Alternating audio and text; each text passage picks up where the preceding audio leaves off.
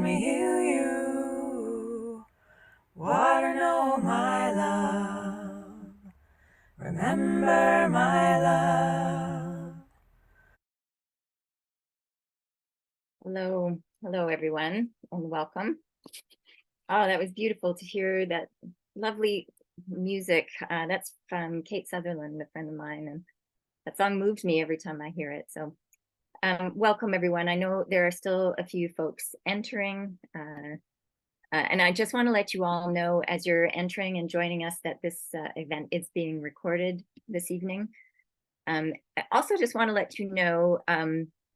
Yeah, that we're really happy to see. It's been a little while since we've hosted a large webinar to our audience, and it was really exciting to see the interest and to see how many of you are interested both in this topic and showing up here. So welcome to everyone.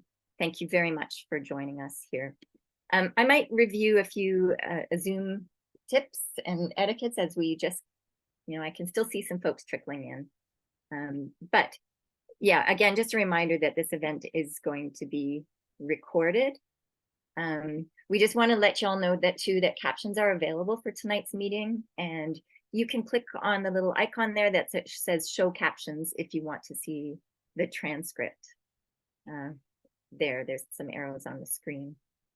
Due to the large size of the meeting, we've muted you all, but we really want to encourage you to use the chat feature tonight to engage with us throughout the event. So please feel free, if you have questions that come up through the event, or you have thoughts that you'd like to share, please put them either in the chat or use the Q&A function that's at the bottom of the screen.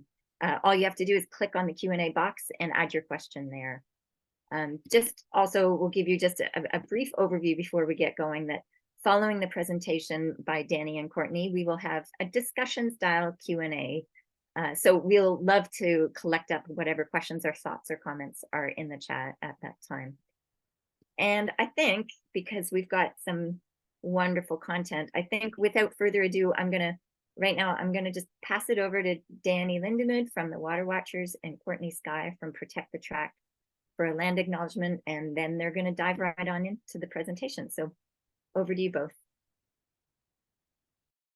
Thanks so much, Arlene, and welcome everyone. I'm so glad to get to be here with you all tonight and to share on this important topic and to share alongside my friend Courtney.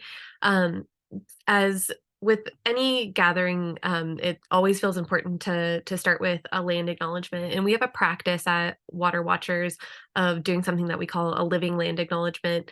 That's really more of a reflection of our relationship with the learning that has come along with the awakenings to being in allyship with Indigenous peoples. And so for me, I grew up on the lands and waters that were stewarded by the Louis Sueño or the Payom Kawichem people in San Diego, California.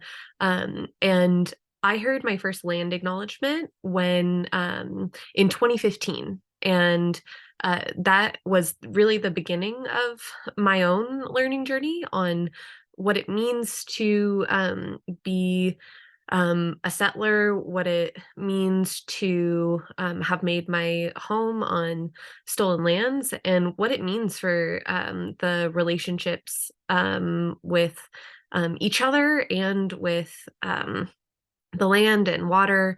And it's been an amazing learning journey and humbling getting to be in that space and continue to learn, and knowing that my learning will be ongoing and is imperfect at this point.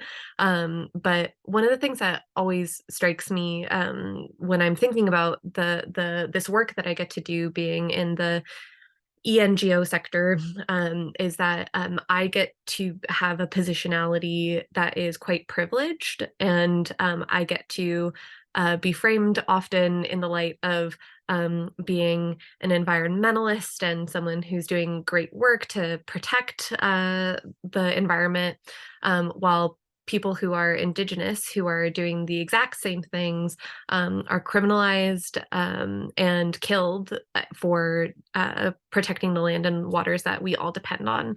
And that realization itself, especially, I think, is something that calls me deeper and deeper to challenge myself on the ways that my privilege shows up and the ways that I can use that privilege to advance the change that we need in order to actually be creating systems that are in support of all life, alongside Indigenous-led water and land protection movements. So that's me, and that's kind of my journey coming here today. So I'll pass it over to Courtney. My name is Courtney Skye, and I'm co-director of Protect the Tract. It's a Haudenosaunee-led public education campaign, and I'm going to be getting more into details about the work that we do. But we are grounded, and we start our journey, our work within our space as Haudenosaunee people who live along the Grand River and live in the Grand River Territory. We are stewarded, and our lands are stewarded, and our people are joined together under a great law of peace. And our Haudenosaunee Confederacy, our clan-based structure is how we govern ourselves and our people through our lives as distinct people. We have maintained our worldview and our ceremonial practices throughout generations of colonial violence, and our lands, our traditions, and our ability to pass that down to future generations. It's a sacred inheritance, and no one can interfere with that right that we have to pass on our knowledge and the intimate ways in which we relate to the land and territories around us. So I wanted to place our work specifically in the Grand River Territory, but for us as Haudenosaunee people, we have kin and family and territory that extends beyond that territory as well. But my work specifically for talk about tonight for Protect the Tract focuses on a small portion of our territory. This is our map. Some of you may recognize that body of water in the middle is Lake Ontario, but this is a map in our Mohawk language denoting the different places where we come from. This is the broader territory, the Mohawk homelands, and our territory extends through what's now known as Ontario and Quebec, Pennsylvania, Ohio, New York State. We are situated in a very unique space. Throughout history, we were instrumental in this crossing that happens where the two lakes meet, and our people have lived here since time immemorial. And throughout history, we've moved throughout our territory, and we're just really wanting to show that this is a connection, not just through the bodies of water, but through the history that has displaced us throughout our territory, but connecting us all to our kin in other territories.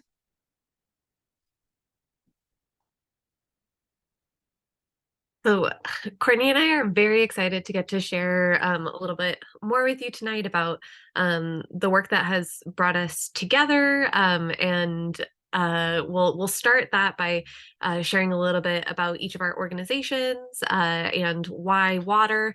We'll get into something that we call the philosophy of working inside versus outside the bubble at Water Watchers, and Courtney had some great framing around the Haudenosaunee and Protect the Tract's experience with that as well. We'll dig into some different approaches to water protection that we each engage, and then we'll take some time to zoom out to the 10,000-foot view level to get a higher view, but also to take a deeper look at the broader movement of water protection and climate action.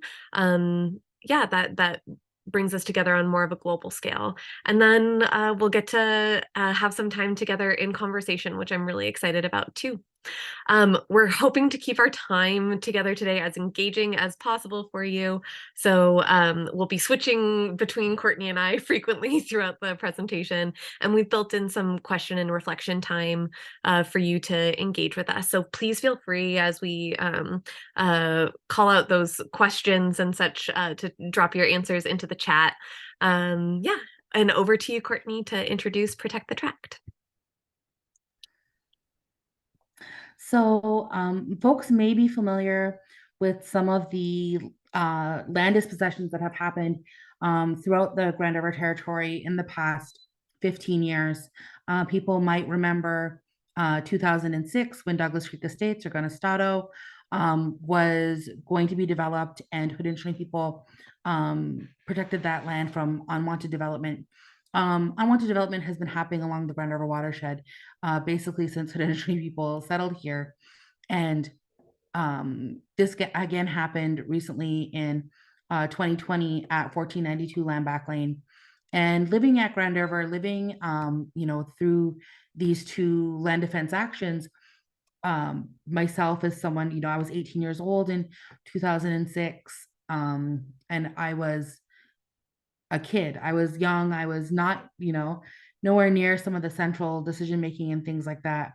But I remember it. I remember being a part of it. And as I became older and as I'm, in this position as being an adult now, there seemed to be this generational cycle that was emerging where people that were defending the land in 06, they were, they said things like, we stood up for the land back then because we thought that we were going to change things and we were going to, so we're changing things so that our children would never have to do this. And now it's 15 years later at 1492 Landback Lane, and this is happening again, where we're seeing continued, our land continuing to be developed without our consent, continuing to be erased in our own territories. And so we see another generation, my generation of Haudenosaunee people who are experiencing criminalization, experiencing having to hold lands in a really fraught kind of way, because there hasn't been a conversation around what land stewardship looks like, what it broadly looks like along the Grand River. And so through community discussions, through, we had community surveys, we had many, many conversations that happened, large community gatherings at, all the schools in the territory. And the idea emerged from that was to have a moratorium on development. And so this idea from the people and the community was brought to the elected system in our territory, the hereditary system in our territory, and the hereditary chiefs were really understanding that this was something that was going to be necessary, and that through calling for a moratorium on development along the Haldeman Tract would be a critical first step for us to be able to have respectful dialogue between Haudenosaunee people and the people that live and share the watershed with us, because we can't have, we Haudenosaunee people, we cannot really fully engage in these conversations so long as we're continuing to fear that land development is happening under our feet, that there's a continued risk of unwanted development happening where there's going to be a risk of police violence, that there's going to be, injunctions and multi-million-dollar lawsuits. Like, that amount of conflict is just not really is not in the spirit of the treaties and the relationships that our ancestors set out for us. And so this moratorium was put into place and passed as Haudenosaunee law and announced by our hereditary government on April 20th, 2021, 15 years to the day of the police raid at Ganestado. And so this moratorium calls for the end of unwanted development. And through that action of, making this Haudenosaunee law, our hereditary government, the chiefs on all sides of our fire agreed to pass this. But of course, we're living in a colonial reality where Indigenous law is not respected, and being able to mobilize and help people understand what that moratorium means, it's been really kind of a real challenge. And so Protect the Tract has been put in place or developed through myself and my co-director, Todd Williams, and our fleet of wonderful volunteers to amplify this moratorium, that we are doing research, education, helping our own people understand our own structure, a way of doing things to restore our relationship to the land and how we're stewarding it, but also engaging with settler people that live along the river too, so that we understand this history that we share along the river.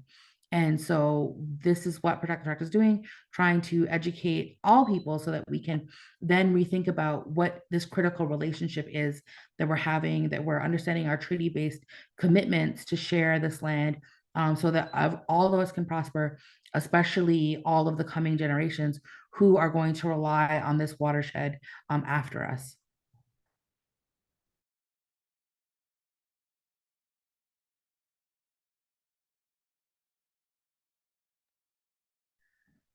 So this is the Haldeman Proclamation. The Haldeman Proclamation sets aside 6 miles on either side of the Grand River for the use and enjoyment of the Mohawk people and others forever. So yeah, so it's we often say that, repeat that phrase, for them and their prosperity to enjoy forever.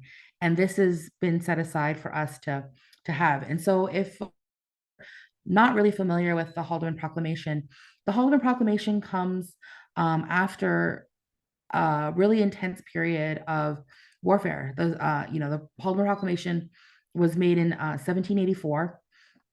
And previous to that, there was a lot of conflict, a lot of, people might remember something called the American Revolution and American Civil War. We're traveling back in history. We always, for us, we always go back pretty far into history. But for us, this story kind of starts and around the establishment of the U.S. colonies and the U.S.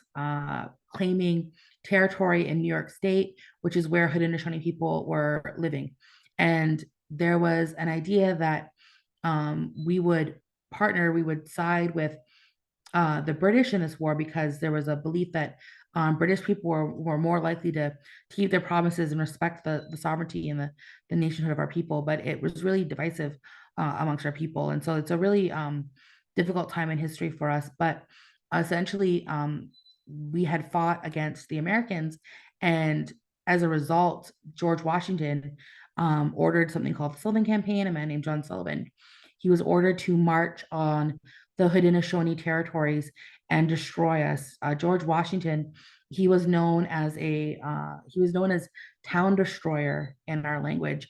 And John Sullivan marched through 40 Mohawk villages in and other Haudenosaunee villages in New York State and burned them to the ground because they believed there would be no prosperity for the U.S. so long as there was Haudenosaunee people alive. And this is like the U.S.'s first act of genocide, essentially, where they were set on destroying all of our people.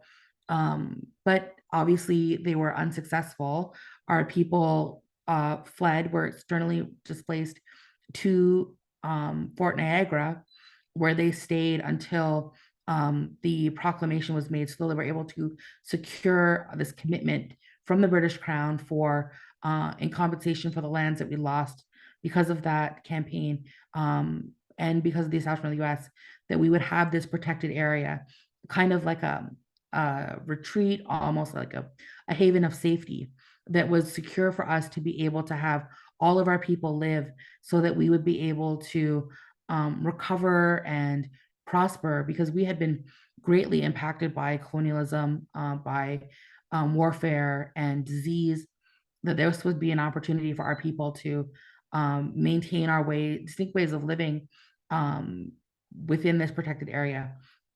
And almost immediately from this proclamation being put in place, there was a tremendous amount of unwanted development, different people squatting along the tract, different people being able to occupy the land because they were clearing woodlots. People were not really sure what they were doing. And then after a while, people were living on uncleared parcels of land. They would then petition the Ontario, the province, to be able to then enfranchise this land as English land. And this was a time period where Indigenous people were not allowed to have lawyers represent them in court. And the province was then able to grant land titles to people within the tract, despite the commitment from the Crown to protect these lands for Haudenosaunee rights and interests.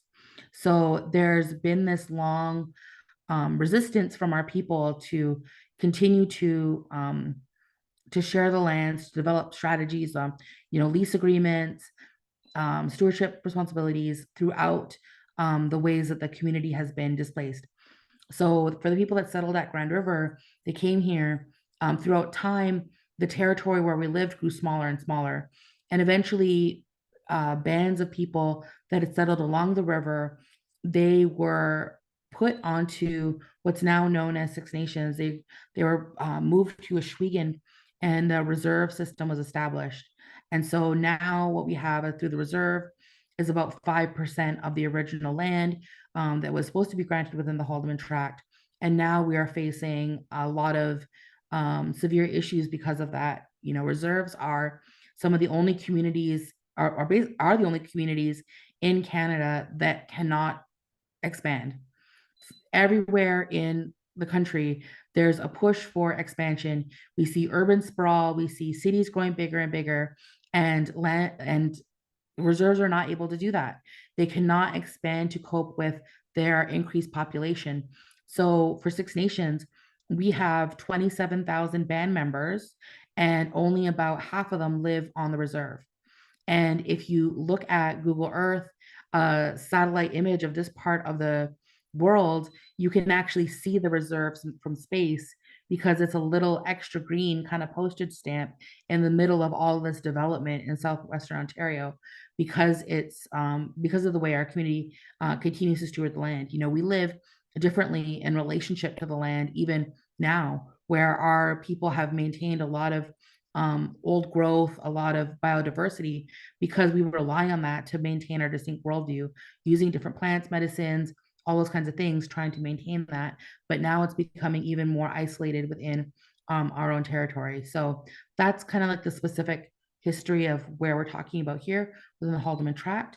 And our work is based on amplifying that this is a commitment that was made by the British Crown to our people. I always love hearing you tell that story, not for love of the content of the story. It's heartbreaking. But it just brings so much life to the injustices that have happened systemically. And I just love getting to hear too about how the vision that you have for using that as a place to then create justice moving forward. We'll get into that more later, of course, but thank you so much for sharing, Courtney.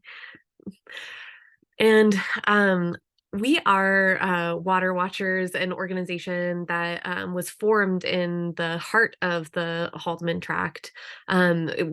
Most of you, I think, that are here tonight know Water Watchers quite well, but we were formed around a kitchen table in 2007 in a small community called Wellington, and it was to respond to some hyper-local water issues, particularly aggregate extraction in a quarry and the Nestle bottling plant.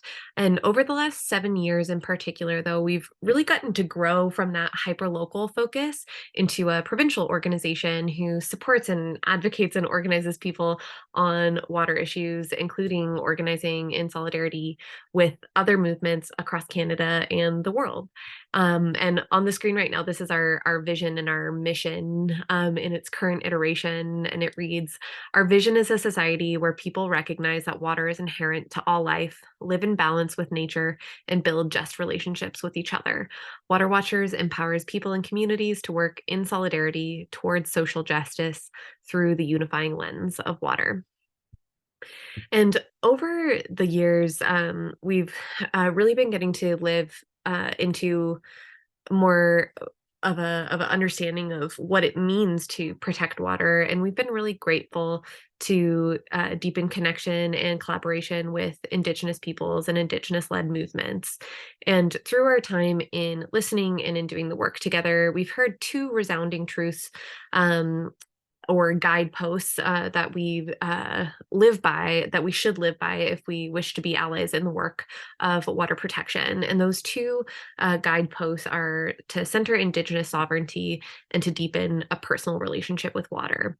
And the to look at that centering Indigenous sovereignty, it's really saying that all environmental protection work intersects with an Indigenous sovereignty issue or struggle in some way, especially on Turtle Island.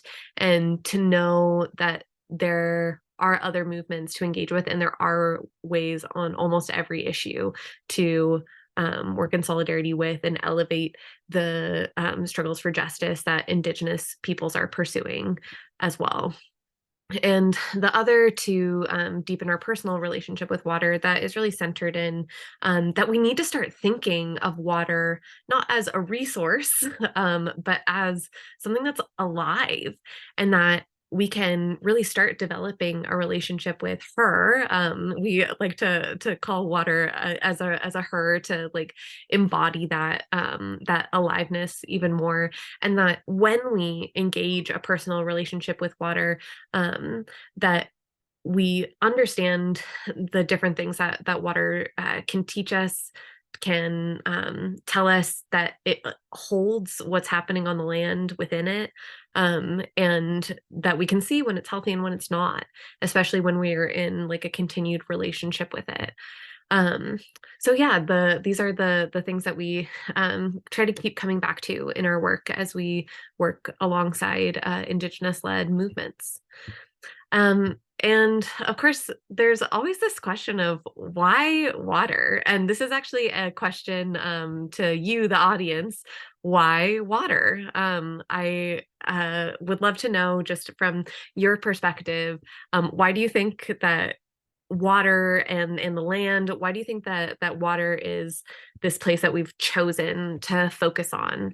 And you can drop those thoughts and comments in the chat box as they percolate.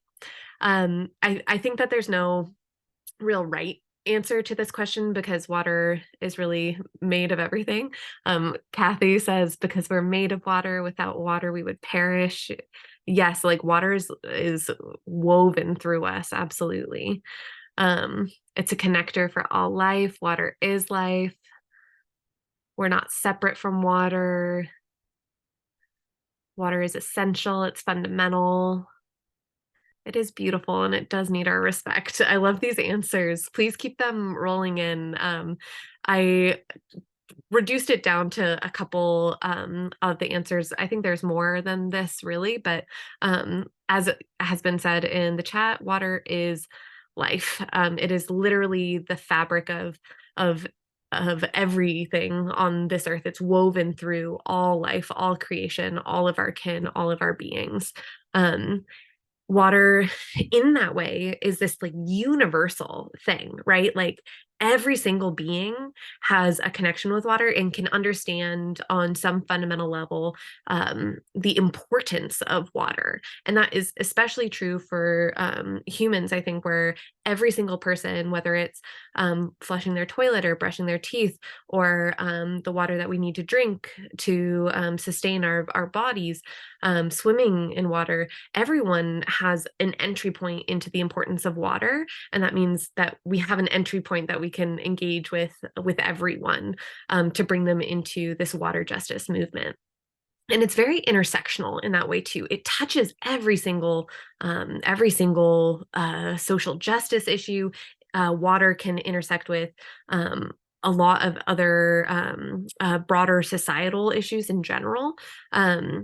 And beyond that too, freshwater is scarce. It is incredibly precious. Freshwater that is accessible makes up about 1% of the water on this earth. And that is just like mind blowing to me, that frame of how precious and scarce freshwater is. And even in this place where water feels very abundant often because we're in the Great Lakes watershed, water is also place-based. Water comes down to our scale of being within a particular watershed, and knowing that the water that is within those bounds is like the amount of water that watershed has to deal with, right? So it is this precious, scarce thing. And water is under threat from all sides. There's rampant resource extraction, water pollution, and physical pollution as well. And overallocation of groundwater is also a huge issue. I know I'm likely preaching to the choir here on the ways that water is under threat.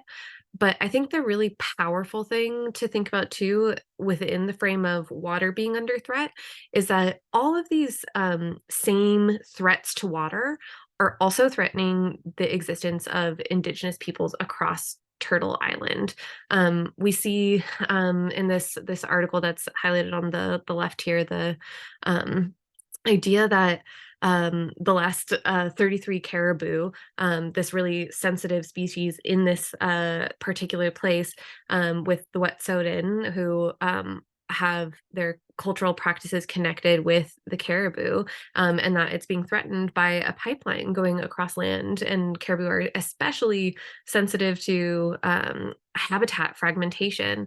So we see that this resource extraction, this imperative to pipe the resource from one place to another and to do it across Indigenous lands, whether there's consent or not, is a huge threat. But it also does things like perpetuates water pollution issues. So on Grassy Narrows, there's a particular issue with mercury in particular. And on that same territory, and across all Anishinaabe territory, really, there's huge mining efforts going out that are against the wishes of Indigenous peoples.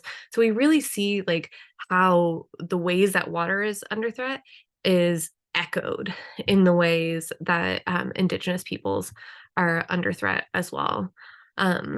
And I'm going to pass it over to Courtney now to talk about that from the perspective of the Haudenosaunee. Yeah, so for us, water is like fundamental to our existence. We have, practices of using water through ceremonies, through healing. This right here, if folks are not familiar, maybe you've been here, maybe you've not. This is one of my favorite photos. This is the headwaters of the Grand River. And when you think of the Grand River, you're always just like, what? It's like, you think, where does it come from? Where is it? How does it come to be? It's fed by the underground aquifers throughout the land. And when it starts up in Dundalk, it's really just this like little tiny ditch in between these two farmer fields. And when we traveled there, recently, it was just so amazing to me how it was just there was an abundance of life that was in this tiny, tiny little stream that ran underneath a dirt road. There was frogs and crayfish and wild strawberries and all of these, things that signify like the strength and the health of the river. And once the moratorium was in place, volunteers with Protect the Tract, we actually traveled the entire like 310 kilometers of the river. We've paddled basically all of the river that's possible to paddle, to spend time in relation to the river. And it's amazing to see the amount of pollution and things that have happened to the river, and the idea that we can take this the control back of the water and control back of how we're caring for it to be able to reestablish health. Because I think being at the source, it just shows like how there's a strong ability for the river to sustain life, not just for people, but for all living beings that rely on it. And I think for us, like sometimes discourse gets maybe too focused on human and human needs, but for us, for Haudenosaunee people too, we especially need to understand that we share these resources not with just other people, but with plants and animals. We're reliant on deer as like really increasingly important. We're relying on it more and more for deer as like a food source for our people, or berries and fish. And it's just difficult to really see how deer, don't have access to water that has gone through a water treatment plant. they're drinking the water that is out in the environment that doesn't have the same, access to cleaning that people do. And so our people are ingesting these animals that are impacted by the pollution that's happening. And we have a community that is trying to maintain our distinct ways of being while still trying to, while being impacted in real and serious ways. So our relationship right now is pretty fractured when it comes to whether we're caretaking, but we're trying through building relationships and understanding with other people to try and revitalize some of these care practices that are necessary for life to be sustained here.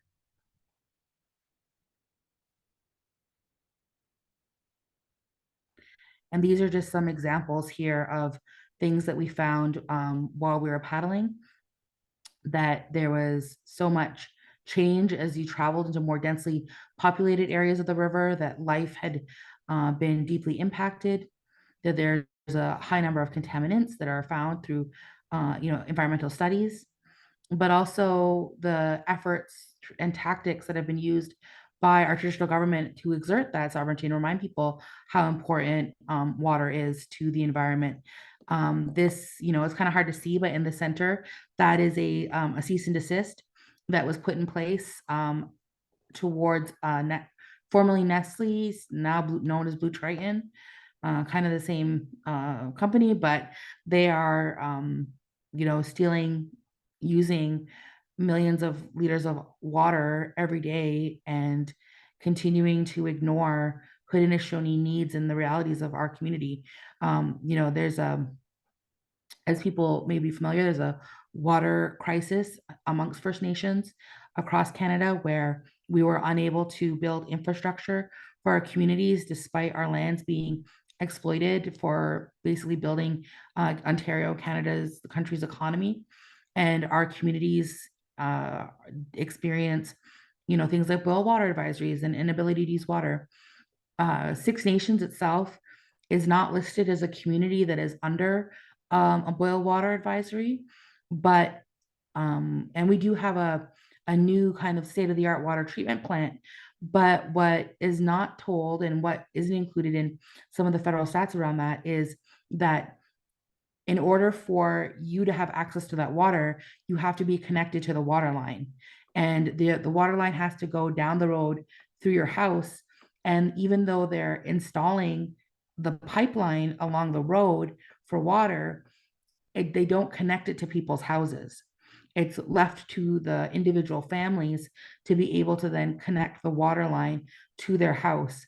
And that is between $10,000 and $20,000, depending on the family, to be able to access that water.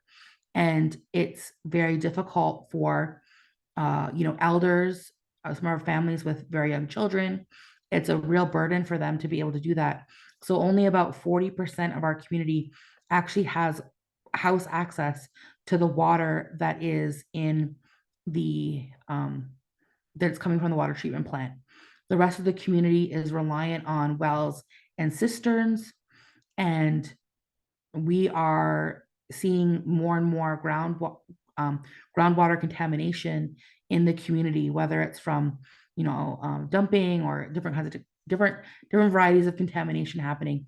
And for myself, I live on a portion of the my family's homelands or homestead is on a part of the reserve where it's a dirt road, where it's sparsely populated because it's part of like the older growth area of the community.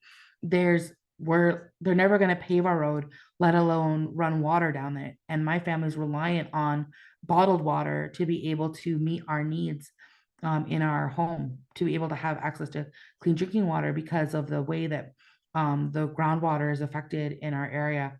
So there are people that are permanently reliant on bottled water, even within a community that's in this very densely populated rural space. And there's no recognition of that struggle for our people. We're just continually told, well, your community has a water treatment plant. You're not on a, you guys don't have boiled water advisory. Your water treatment plant's functioning properly. And so people don't actually have access to water. And so we pay a really high premium to be able to access fresh water into individual people's homes.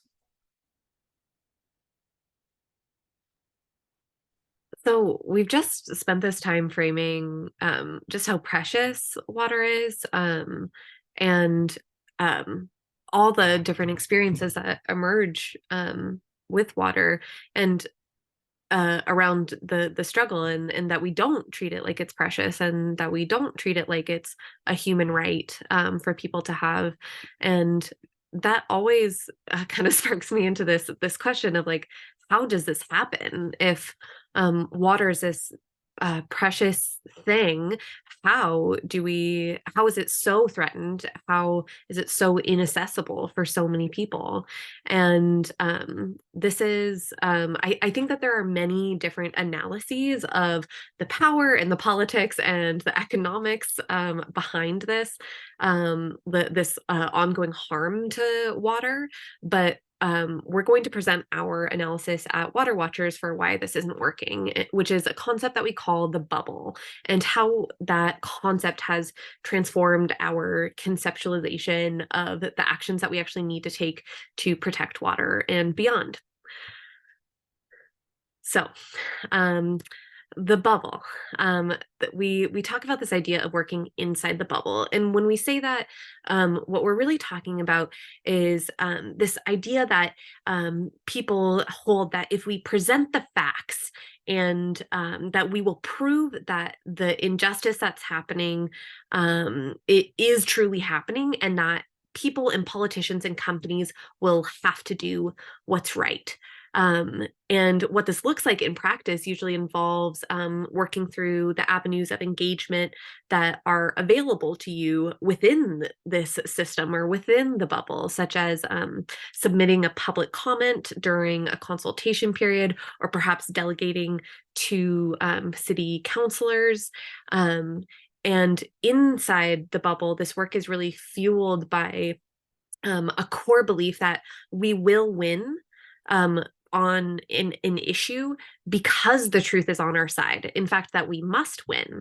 And it's really marked by this paradigm then that the systems that we're operating within are designed in ways that produce just outcomes, and that if we play by the rules and arm ourselves with the facts, that we will be able to present that to decision makers, and the decision makers will make a just decision. So the truth will set you free, right? Sadly, it's just not the case. While working inside the bubble, an outcome that is just or right or true is not guaranteed really through this method, because there's more at play than just the facts and the truth and what's right. There's power and politics and people that underlie these systems and pervade through the systems. And these are at play as well, and they can influence the outcomes of these processes in ways that either support or subvert just outcomes. So really, when we're talking about being inside the bubble or stepping outside the bubble, it's being rooted in this idea that we really need to reveal the power dynamics that are happening behind an issue, including the systemic problems which are reinforcing power that as it stands, and that are embedded into the designs of the institutions that we engage with in our work. This is not a unique experience for ENGOs or social justice organizations, but it's really present for Indigenous communities as well. And Courtney, I think you're going to share a little bit more on that. Yeah. So this is my favorite, saddest map. It's just, so this map is the taken from the Places to Grow Act. And so if you recall earlier when I was sharing the our traditional territories, the spaces where Haudenosaunee people call our homelands, and then we see our lovely Lake Ontario again. Every municipality in this map that is in the gray area has been designated a place to grow in Ontario. These are all the municipalities, and we see that all emphasis planning from the province is entirely within traditional territories of the Haudenosaunee. This map also shows the green belt. So the darker grayed out areas are the green belt for environmental protected areas. If you, we then overlaid the outline of the Haldeman tract area to this map, and you can see that the municipal boundaries actually align with the boundaries that were set out in the tract at different points in time. And for me, like, that demonstrates that at some point there might have been an intention by the province to actually respect these boundaries. That these played an important part in planning or recognition of rights at some point in time, but as dispossession happened and, you know, municipalities like the region of Waterloo or Brant County or Haldeman County were established, they were a part of the process of dispossessing the tract from the Haudenosaunee people and establishing municipal governments in that region. And so when you look at this map, you also note that the protections for the environment that are in place in Ontario end at the boundaries of the Haldeman tract and end just shy of where the reserve is, despite the reserve being one of the most biologically diverse parts of this area where development is set to happen. You know, we don't have a lot of the same protections. We don't have a lot of the same environmental assessments that happen for planning. There's no zoning on reserves. Like, this is a really kind of like a policy gray area for what we're doing. For Ontario, there's legislation that's in place. So it's all based on this idea that Ontario has a right to exist and make decisions around land that fundamentally ignores the rights of Indigenous people. So through provincial legislation like the Planning Act, the Places to Grow Act, or the provincial policy statement, these are the specific legal mechanisms that Ontario has put in place that the province maintains and operationalizes through the municipalities to approve and have land projects move forward without Indigenous consent. This is how land theft is made legal in Ontario.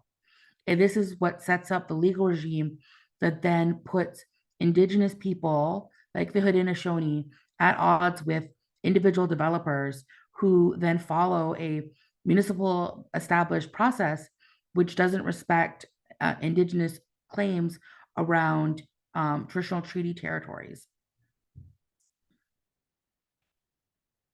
So this is our very simplified map, or how we understand things that happen with systemic issues. So Canada's Constitution divides powers between the province and the federal government.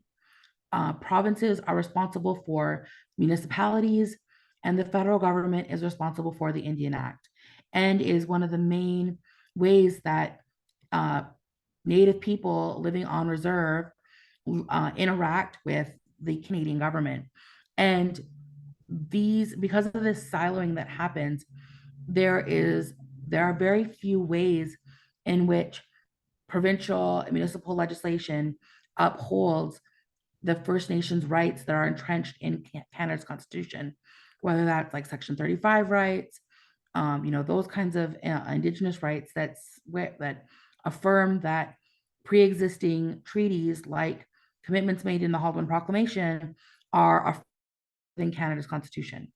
There's then this process that's then put in place by municipalities where they're licensing third parties like the developers that were trying to develop Douglas Creek Estates, or the developers that were developing at 1492 Landback Lane.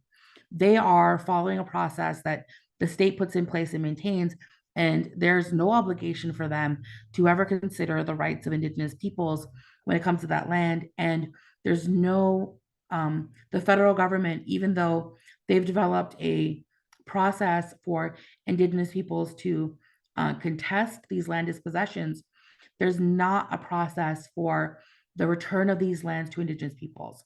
the process the federal government put in place is for financial compensation only, and there's no opportunity for Indigenous peoples to actually have land that's been stolen from them returned back to them through the federal government. Those are typically done outside of that formal process that the federal government set up. There's kind of separate negotiations that happen outside of that process. So for us, we see this as a huge area to have impact and create change. This kind of connection between all these legislative and decision-making bodies, it's like a web, and there are huge voids that exist within this legal framework where there's a mismatch of policy where there's opportunities to create more cohesion, opportunity to create change, and a need to respect First Nations Indigenous rights when it comes to how we're living on our own lands. And then that is within the Canadian constitutional legal framework.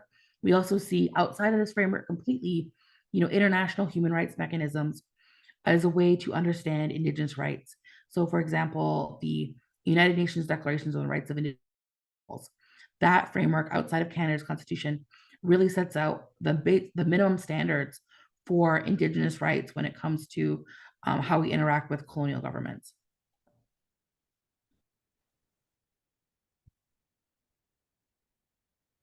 So I just want to take this moment to pause and really ask you, the audience, honestly, does this sound familiar? Do the systems and the injustices that are unfolding within them, are these familiar to you?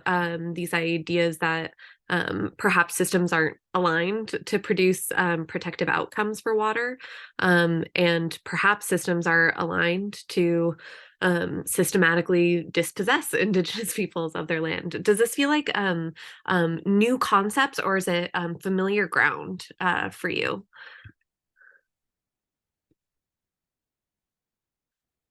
I see. Unfortunately, yes. It's not surprising. Well, the good news is we'll have some more to add after this point too. But it's really heartening to hear all the ways that these systemic injustices are really being revealed to people and are integrating into people's lived understanding. I do want to pause just for a second to say, in the framework of working inside versus outside the bubble, and while we say that we like position ourselves at Water Watchers and in working outside the bubble as much as possible, it really doesn't mean that the inside the bubble work isn't worthwhile and necessary. Really, both kinds of work, inside and outside, can have utility and can have impact.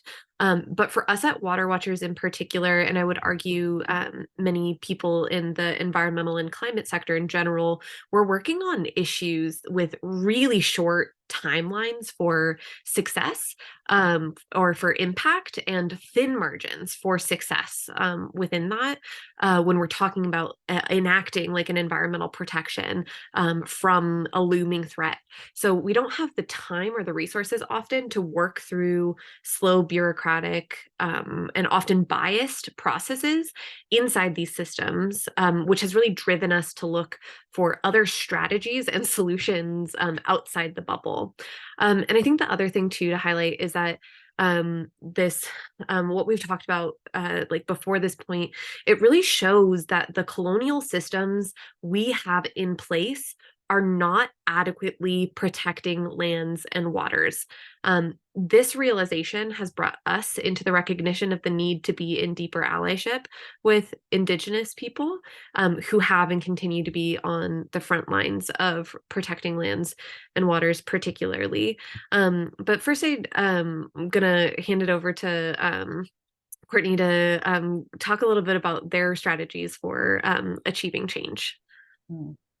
Yeah, so we have kind of an understanding based on the experiences that we've had with allies and with different kinds of strategy building, a little bit different from the Water Watchers, but appreciating that they're aligned with us in so many ways. Like there's a lot of different ways that people can achieve change, structural change, and things like that, right? There's usually a legislative process.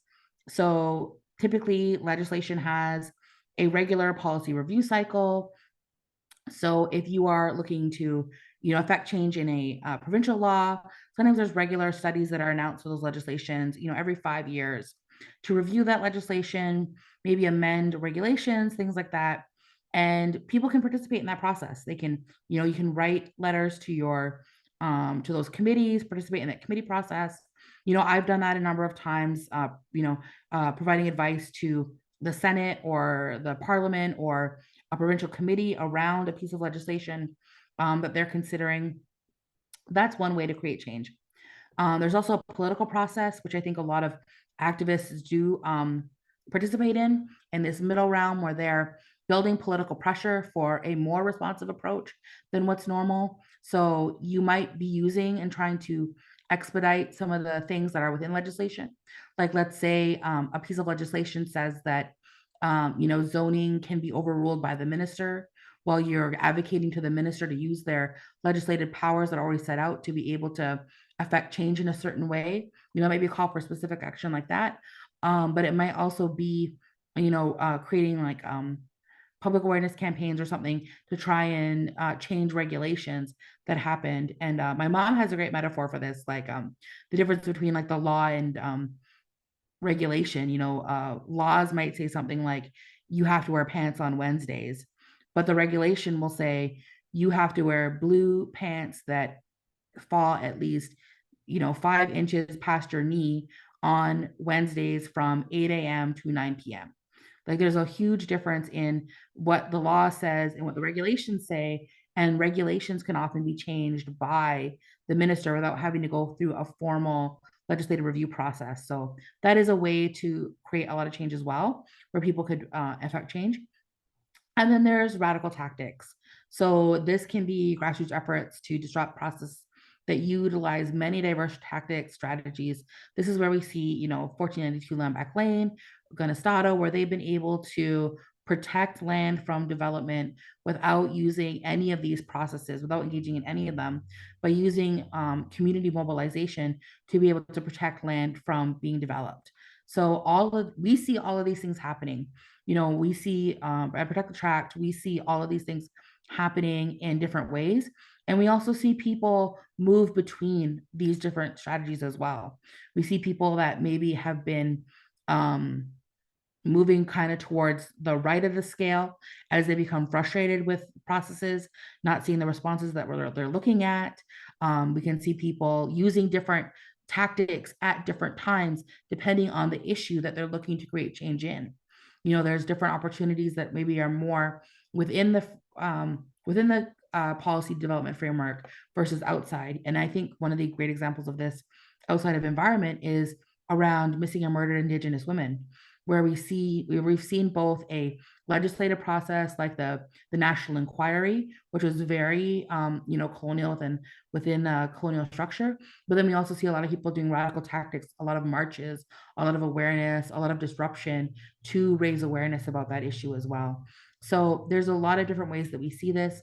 And just in the experience of like working with allies and working with different people, I also find that people are just like, they start their activism or they start their ideas to make change in a lot of different ways. And so we are really encouraging for people to find where they feel like they can make the most change, where they feel like their gifts and their understandings are able to create the most change that they're of. And through relationship building, through learning tactics, through how they'll change, their tactics and their what they're doing might change as well. We've seen this happen where in 2006, there was a lot of racism that was happening.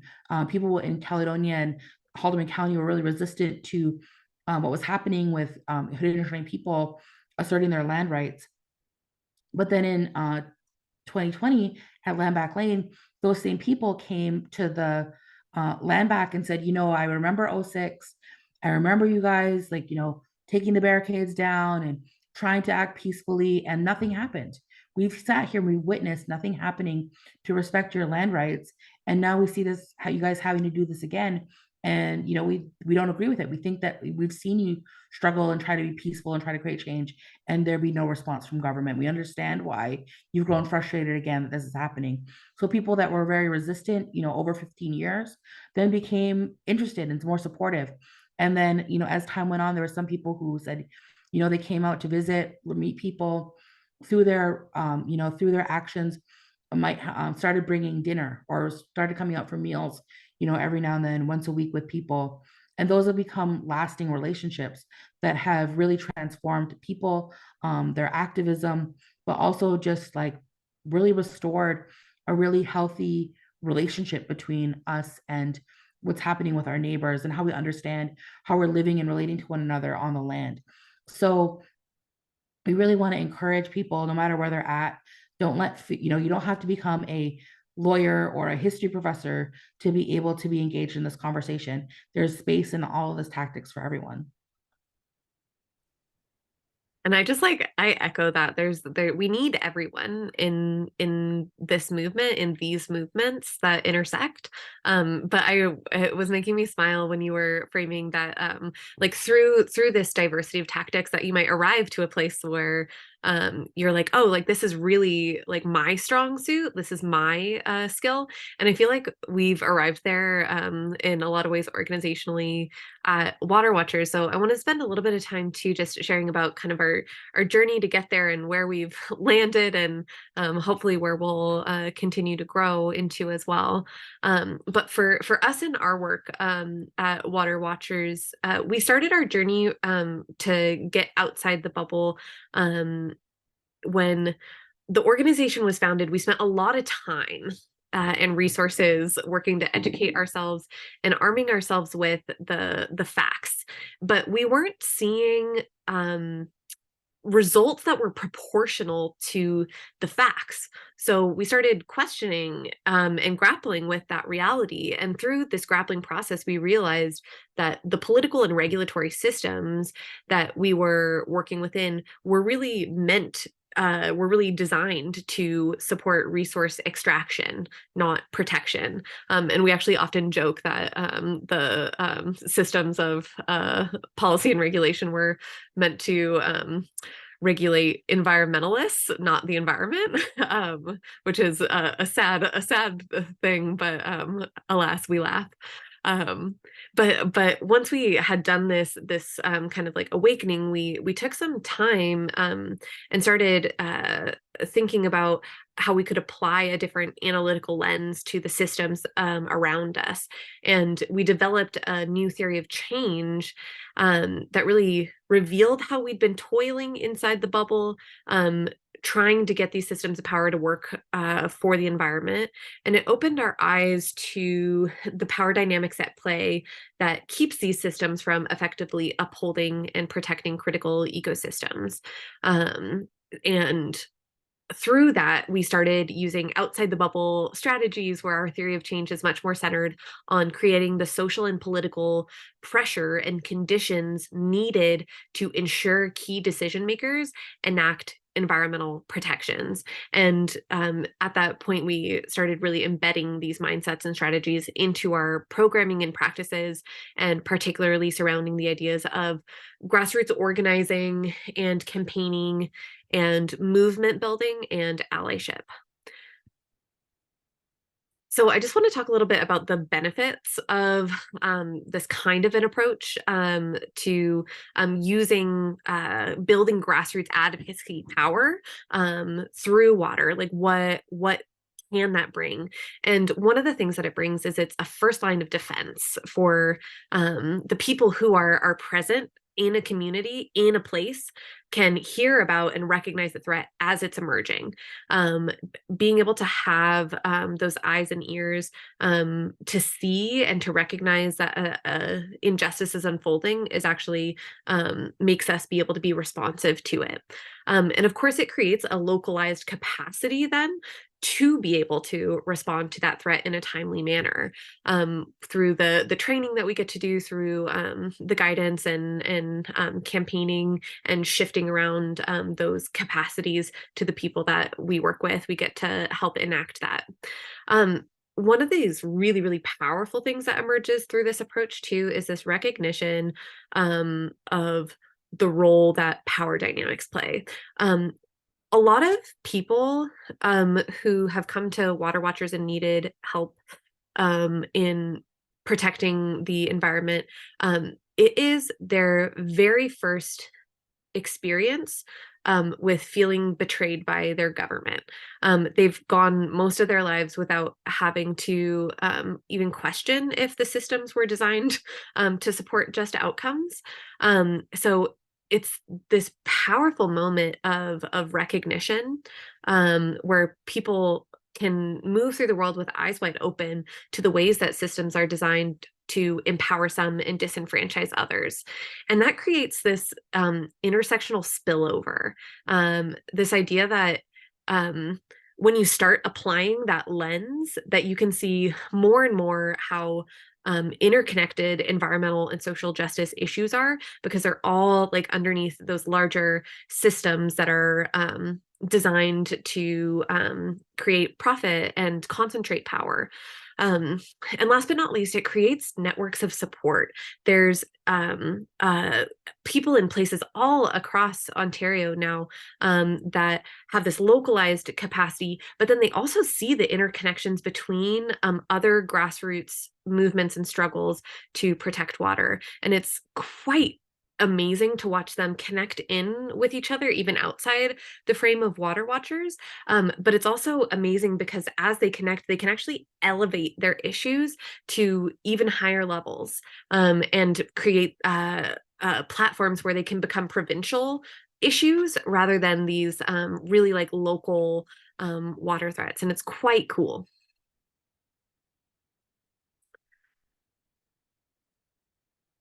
And yeah, just over to Courtney to talk about like what that experience has been for you. And I know that you do a lot of work in the Grand River in particular, and I'm really excited to get to hear more about that piece. Yeah. So we have a lot of guiding thought that comes with how we do our work at Protect the Tract. I kind of like to give it as like, what would a Haudenosaunee not-for-profit look like? Completely decolonized, completely under our own authority of our clan mothers and our chiefs. Like, what would it look like for us to have our own kind of civil society under our traditional leadership, so systemically and structurally unique unto ourselves?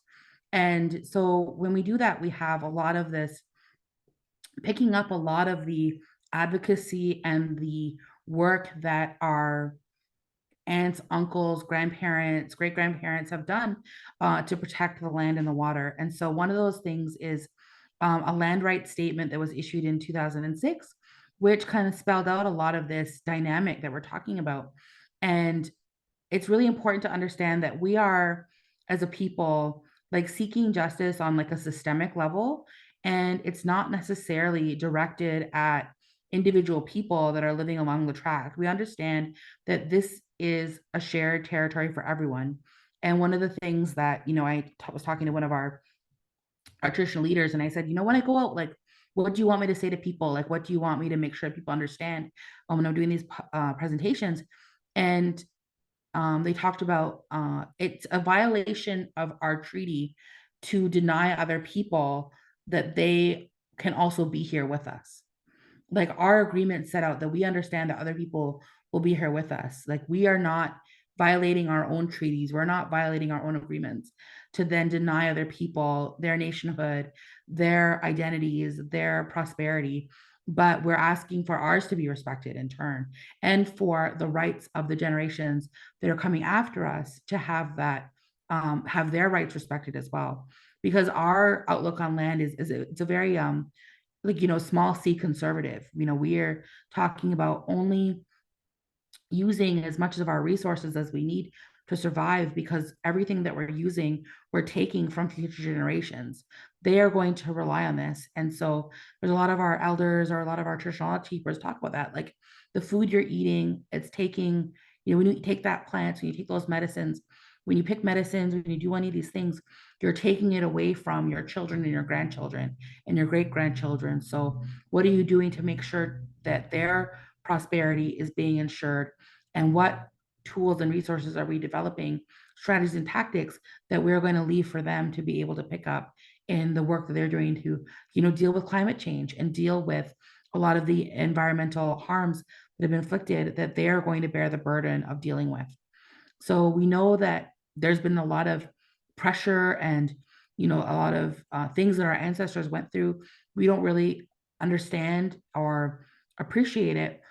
Like we don't know all of those details of what it felt like to be dispossessed in that way, but we understand what we're experiencing now, and so we're continuing to call for people to understand and look for and think about how we are as the adults now who have the ability to create change and use our time that we have now while we're alive here, that we are shifting and doing that really important work to be able to make sure that the burden of what's happened with the environment is lifted from our children. And that's what drives me to do all of the work that I do, is that I think about that. I think about my nieces, I think about my nephews, and I think about them as like, tiny babies, and they're just so sweet and innocent.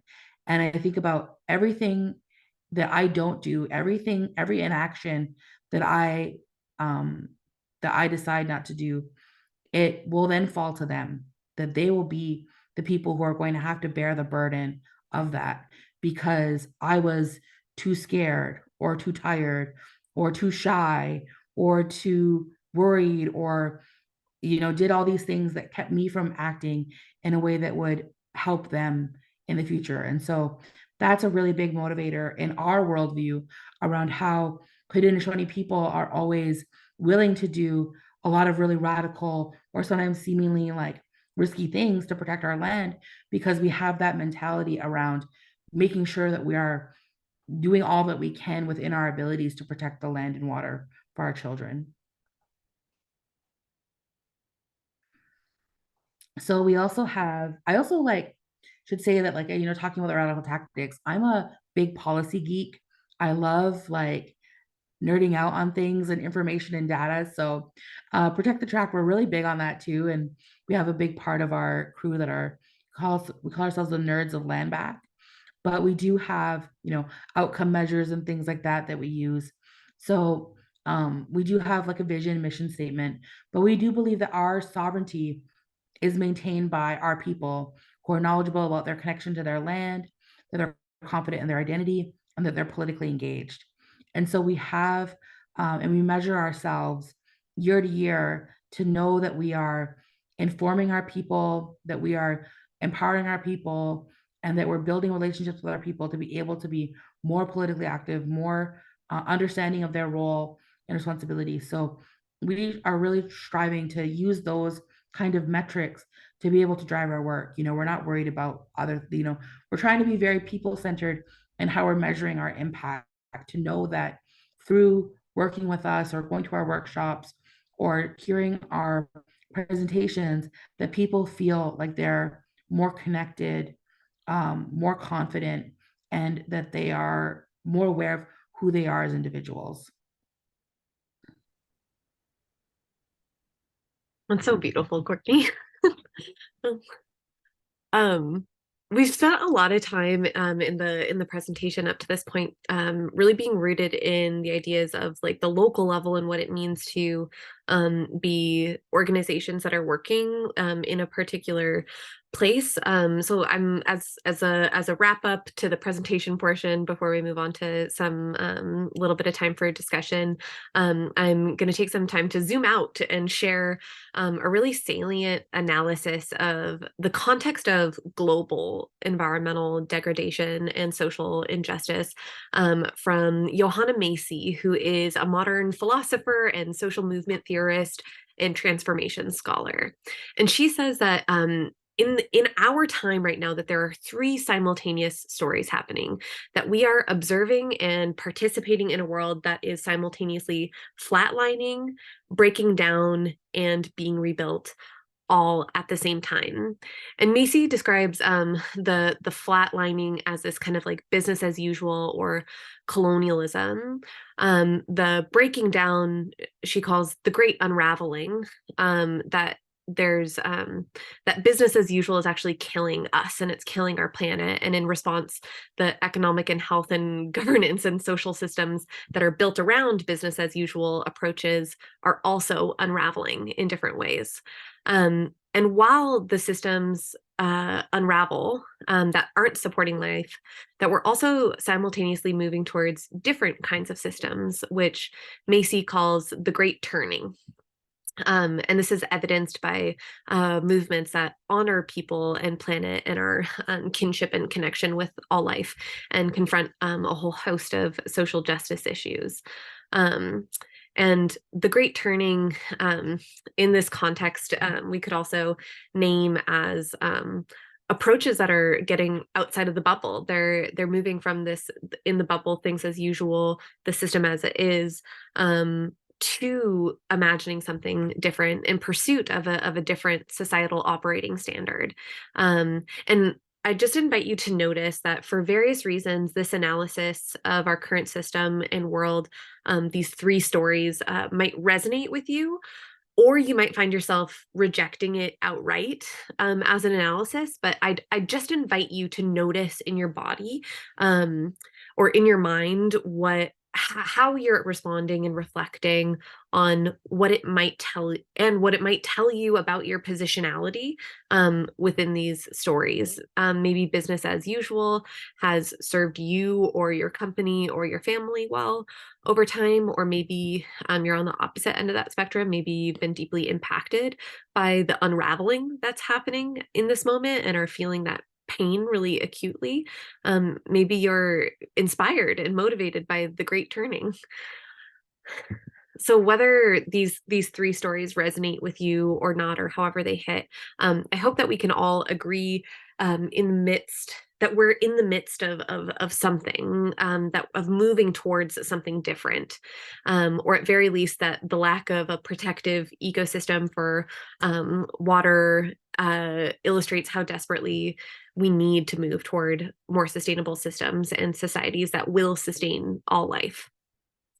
And this within this idea of the Great Turning, Macy says that transformational change happens when we work toward three mutually supportive strategies, which she names as reducing or slowing the harm that's happening, and it's summarized in this image as holding actions in defense of life.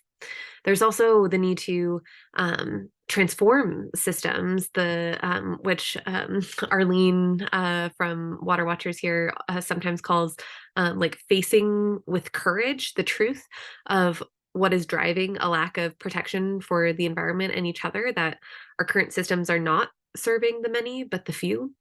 And that it really underscores the need to co-create structural alternatives to these systems.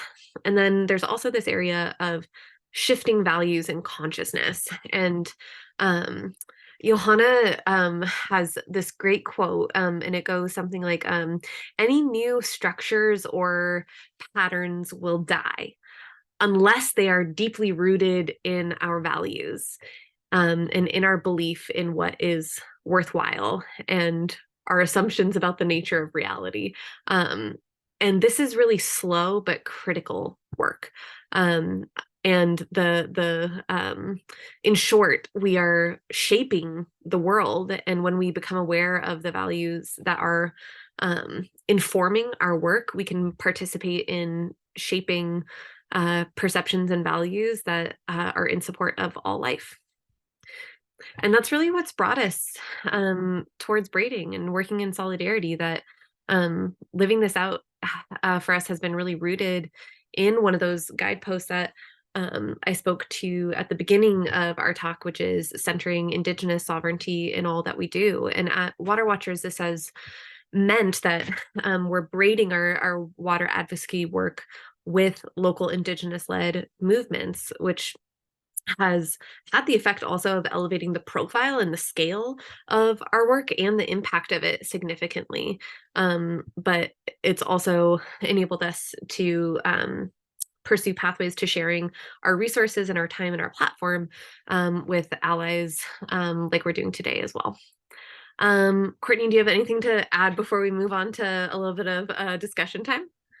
Nope, I think we're ready for some questions or some thoughts, sharing. Excellent. Well, yeah, thank you. Thank you for that amazing presentation. Perhaps you'll have a chance to scroll and see all of the comments of gratitude and thanks. I've been tracking a little bit some of the questions, and I see, Courtney, too, you've been having a moment to answer some of them in the side, so thanks for that. I have one question that came in a little earlier from Hugh, and it says the city of Kitchener has released a new draft secondary plan for the lower dune area on the Grand River. Has the moratorium been taken into account by the city of Kitchener yet, or is there any relationship with the city of Kitchener? Not particularly. There's been some municipalities that are more responsive than others, and certainly some that are entirely adversarial. There's it's been really interesting because I actually we were doing a booth at the Kitchener Market, and I actually one of the city workers that works in planning saw our Protect the Track booth and was like, "Hey, we heard about your moratorium, and we literally don't know what to do with it." Like they're fully aware of it, they fully understand it, but they just don't understand how to interact with Indigenous law and how to undo their colonial thinking. And they were literally just like, it's like this riddle in our workplace. We're like, no one really knows what to do with it, and we don't understand. And so we're like, great, like maybe give us a call, we can figure something out. But we haven't really heard anything beyond that. So I think that there will be an effort. We did, share with all municipalities when the municipality or the moratorium was announced. We contacted all of the planning departments and all of the municipalities up and down the track to share with to share with them, to share with the city, to share with the councilors too. They all received, an email, all received mail outs about the moratorium, but so far it's just been very hesitant. So I think there is probably an increasing awareness of it, but it's been slow to uptake, like on a systemic level. Yeah, somehow also not too surprising, but Mhm. we keep going. I see you've started a response to this, but John had a question in here of, do you have a sense of how many households have water infrastructure running in front of their homes at 6 that you had talked about earlier, that still require connection to the infrastructure? And secondly, do you have a sense of how many households still do not have infrastructure even running in front of the homes? Or is there a resource for that? There's a way to figure it out, and we're hoping to develop a strategy right now on figuring out how many people that is, how many are left without. And really the biggest gap area where people are having the hardest time is adults, single people, or people with children over the age of 18. So that's another thing, because of our housing crisis on reserve, a lot of people who are over the age of 18 are living at home. We see this a lot with millennial people too. And, Gen Z, they're staying at home with their parents longer. Same is true with the reserve.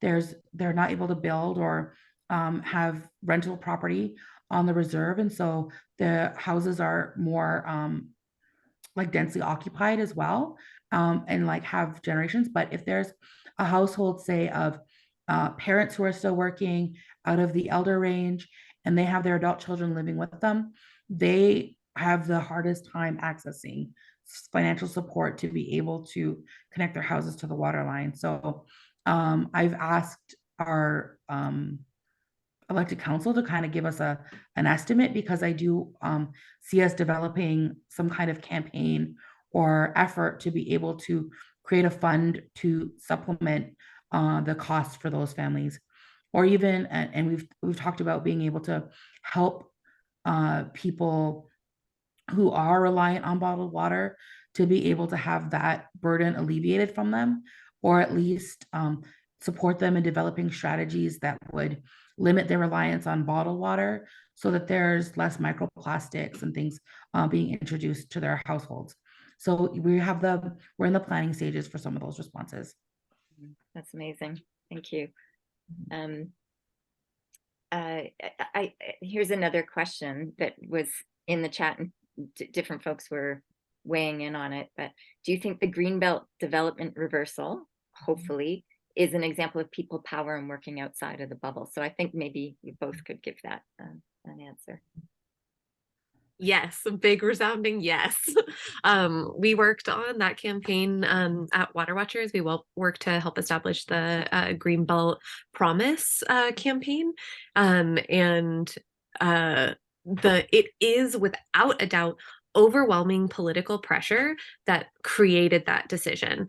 There was it was in every news cycle from the moment it happened until the reversal. It has been sustained, like that pressure has been sustained. There's been grassroots mobilization from all corners, and it's brought in so many unlikely suspects too into the environmental movement, because it was this like very overt act of injustice that was pursued by the province and enacted by the province.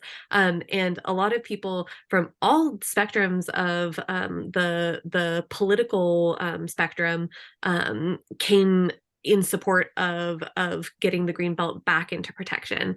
And in fact, there's movements now to further expand the Greenbelt and to enshrine the Greenbelt from a regulatory protection into a legislative protection, so it can't be touched in the same way by the province again. And all of that was because of people power, because of the pressure that was sustained, and it's incredible.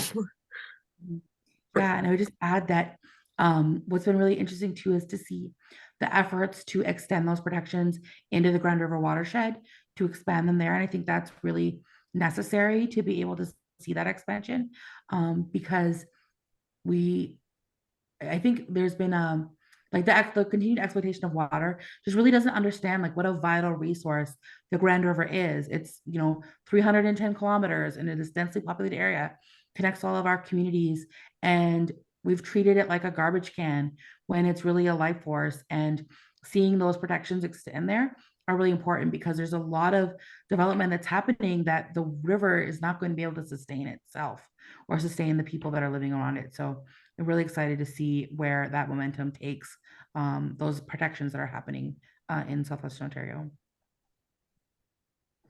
Excellent. I am watching the clock, and I think that there are only maybe 2 remaining questions here. So if it's all right with everyone, we'll catch those, and then we have a list of take actions that we'd like to share.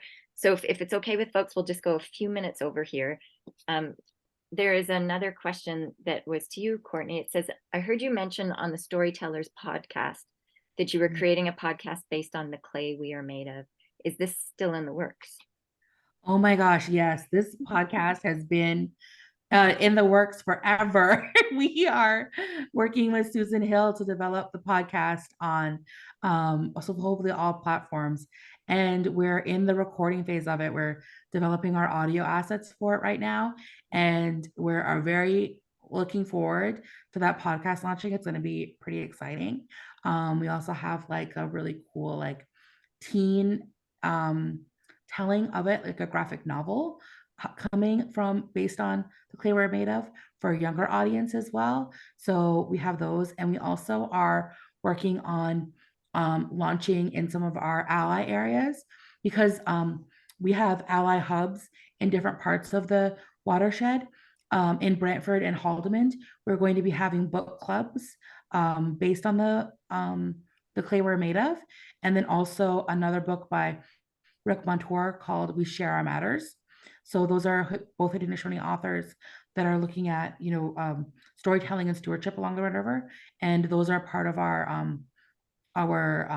ally groups to be able to have those book clubs starting. That's really exciting. I think we'll all look forward to to hearing about those, and maybe there's a future webinar in the making once those are out in the world.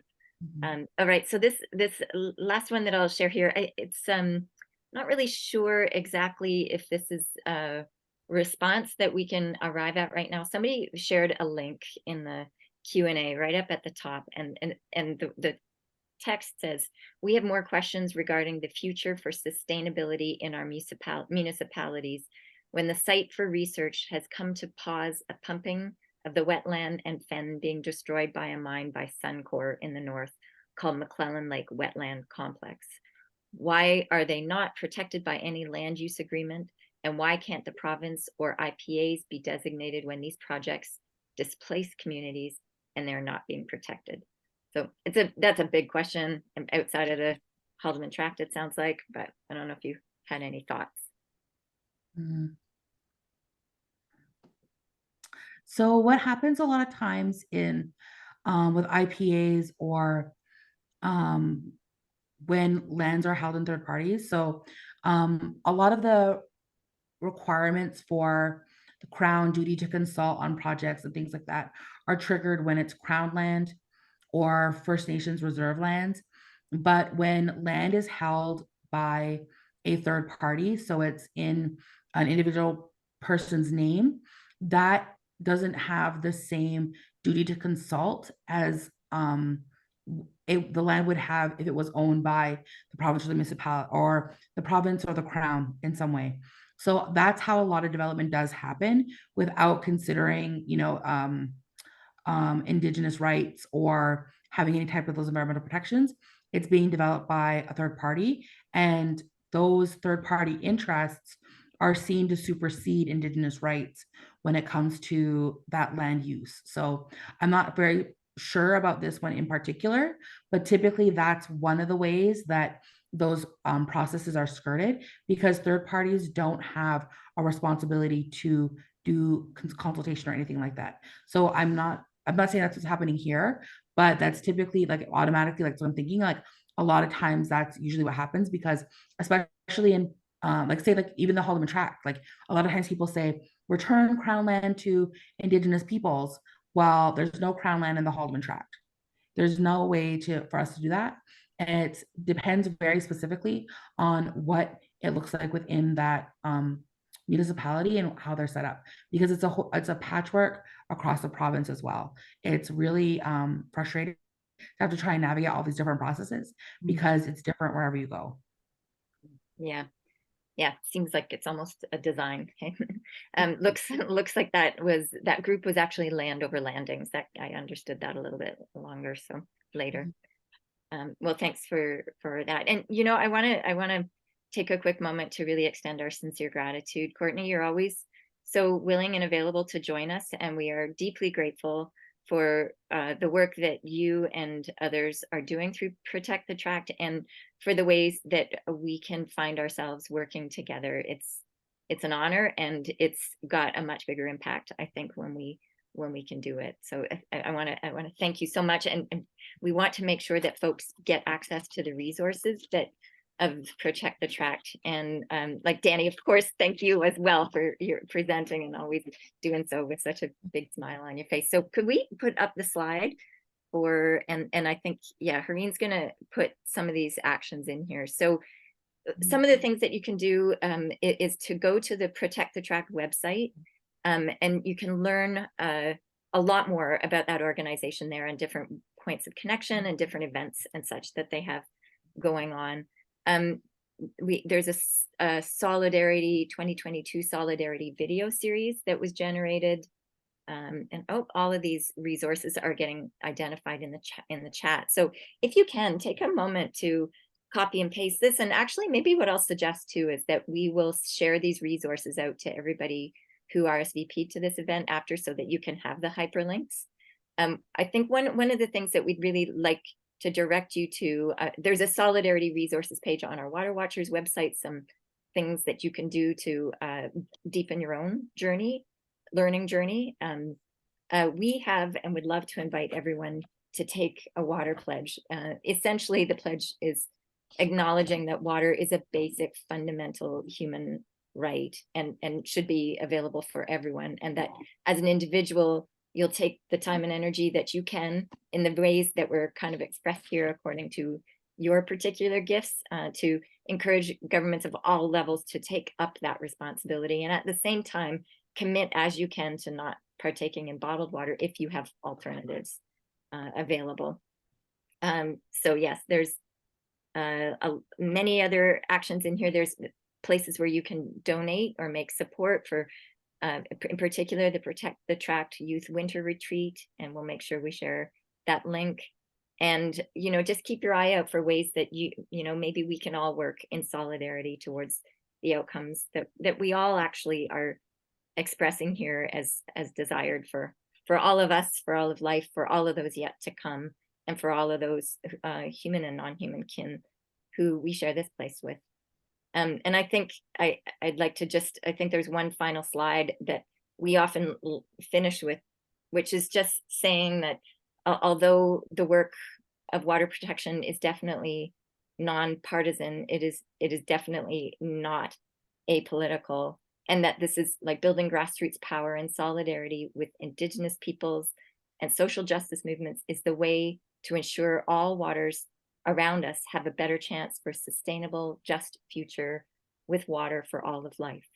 And yes, I'm sorry we go back one screen, because we do want to invite you to the next event that Water Watchers is hosting, which is next week.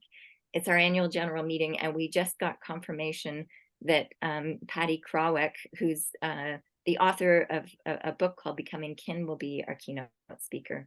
So there is a link here, and we would love to see you there as some next steps. So I think with that, we're run a little bit over time, but we are grateful to have had you here.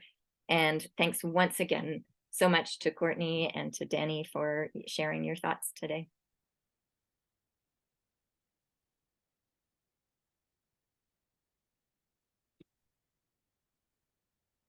Oh, great. Still the links are coming.